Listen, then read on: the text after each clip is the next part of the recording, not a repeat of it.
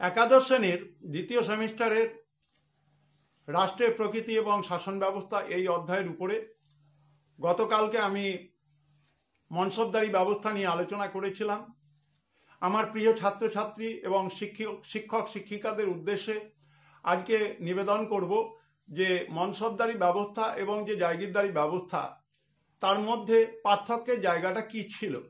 In the light off history ইতিহাসের আলোয় YouTube চ্যানেলে মনসবদারি এবং জায়গিরদারি ব্যবস্থার মধ্যে যে পার্থক্যগত জায়গা সেটা কিন্তু আমাদের সবার পরিষ্কারভাবে জানা দরকার, কারণ মনসবদারি এবং জায়গিরদারি ব্যবস্থাটা কিন্তু এক নয়।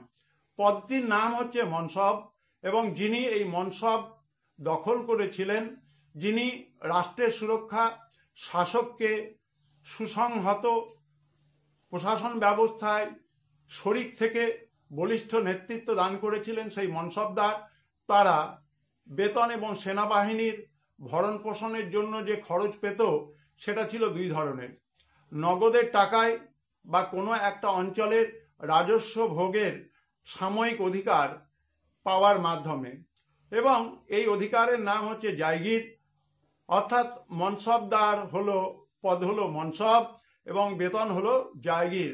আবার বলছি, মনসবদারে মনসব হলো পদ এবং জায়গির হলো তার বেতন। যেসব মনসবদার নগদে বেতন পেতেন তাদেরকে বলা হতো মনসবদারি নগদী বা নগদের মনসবদার, আর যারা জায়গিরের মাধ্যমে পেতেন তাদেরকে বলা হতো জায়গিরদার। এই জায়গির হচ্ছে সাময়িক রাজস্ব ভোগের অধিকার। 3-4 বছর অন্তর অন্তর যেহেতু জায়গিরদারদের বদলি হতো, সেহেতু দেখা যায় যে জায়গিরদাররা এই জমি ভোগের অধিকারটা কিন্তু সাময়িকভাবে পেতেন। এখন এই জায়গিরদার তাদেরকে সহায়তা করবার জন্য ছিলেন কানুনগো, চৌধুরী এবং কাজী। জায়গির ছিল দুই ধরনের, একটির নাম তনখা জায়গির আর একটা নাম হচ্ছে ওয়াতান জায়গির।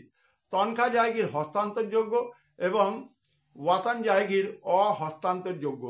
তোমাদের ভিডিওটি ভালো লাগলে অবশ্যই in the light off history ইতিহাসের আলো এই চ্যানেলটিকে সাবস্ক্রাইব করবে, এবং যদি কোনো কিছু বিষয় জানার থাকে অবশ্যই কমেন্ট বক্সে কমেন্ট করবে।